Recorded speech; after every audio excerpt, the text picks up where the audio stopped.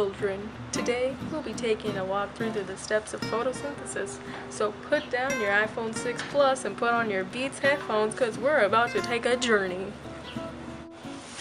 Now you may be wondering, what is photosynthesis?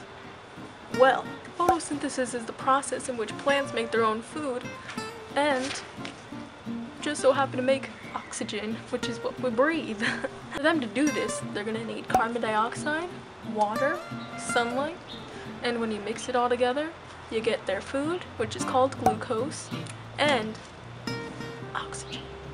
Or, if you're good at math, and I don't just mean 2 + 2, 5, you can use this equation right here to help remember. Now you may be wondering also, why so many 6's and what with all the letters?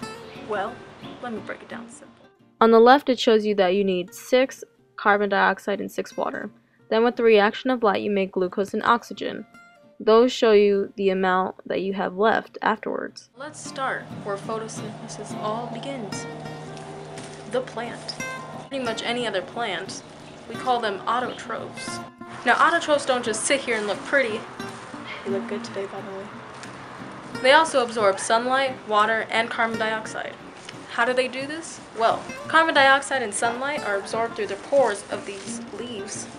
Even though you might not see them, they are there. The water, however, is absorbed through the roots when we water our plants or have our sprinklers on. So the carbon dioxide and sunlight that go into the pores actually go into the chloroplasts. Within the chloroplast is the chlorophyll. This is what makes the plant green. We call chlorophyll a pigment. Pigments can absorb some wavelengths and reflect others.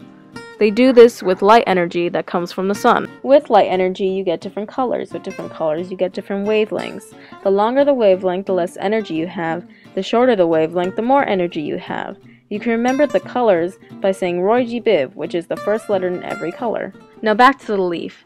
It's not just green because it's a Shrek lover, but because the chlorophyll reflects all colors except green, which makes it green. Now remember that the chlorophyll is in the chloroplast, and the chloroplast is in the plant cells. The chloroplast's job is to make sure that photosynthesis runs smoothly and everything is made and put in correctly. Now in the chloroplast we have the thylakoid and the stroma.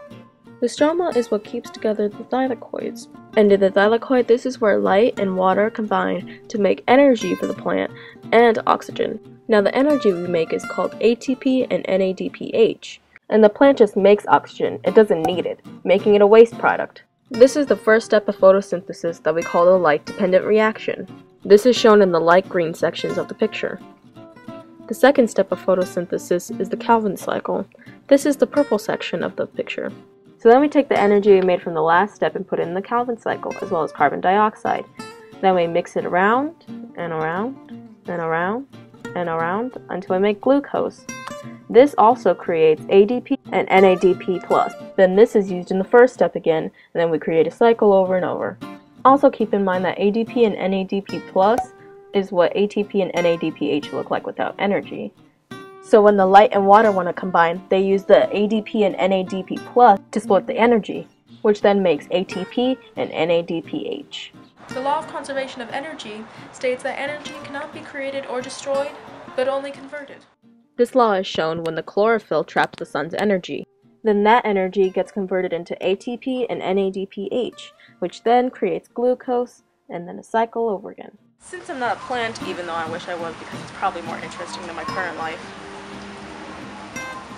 I'm here with my friend Plantisha to get an inside scoop on the life of plants and to understand the effects that photosynthesis has on them. Let's go. Hello. I'm here with Plantisha, who's going to talk about the effects of photosynthesis. Hey girl, how you doing? Oh, you know I'm doing good. Oh, that's great, girl. So, tell us, what are some of the effects in photosynthesis? Alright, well, first let's start with light intensity. When there's an increase in light, there's an increase in the rate of photosynthesis. But with too much light, it can kill me. The temperature too. If it's too low or too hot, it changes the shape of my enzymes, which affect the rate of photosynthesis. Then we got my carbon dioxide levels, which are always out of whack. And when there's too much of that, then it increases the rate of photosynthesis as well. And girl, that's pretty much it. That's all I gotta say. Thanks for having me on the show, boo boo. Well, thanks, girl. I really appreciate it. Now, let's get back to the information. No, girl, you cannot have my agent's number. Girl, why not? Help a sister out. Come on, get. Oh, okay, 5 minutes. 5 feet.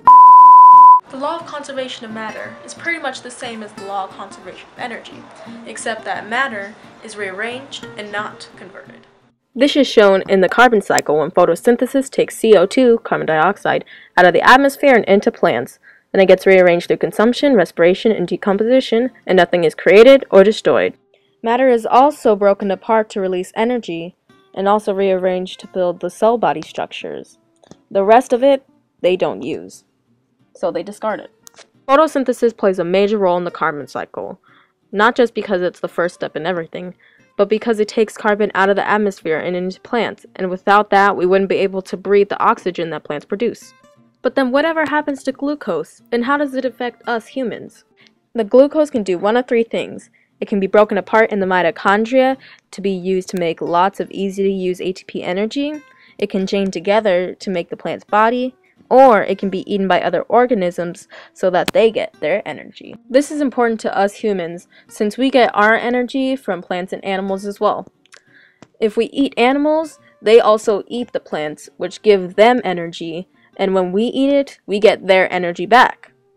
Well, kiddos, that just about wraps up the show. And if you didn't learn anything because you just got here or you weren't paying attention half the time playing Clash of Clans, just remember this one thing. Photosynthesis is an essential part of life because without it, we wouldn't have oxygen to breathe and we wouldn't be able to get energy for our bodies. We also wouldn't be able to get matter since the things we eat are what make us up. You literally are what you eat.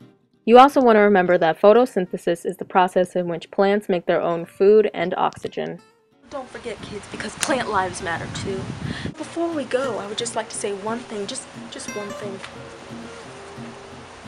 Water those plants, because if you don't, they're gonna die. And also, don't stop breathing because you release carbon dioxide, and shine your brightness and glowy success upon them, so to give them sunlight.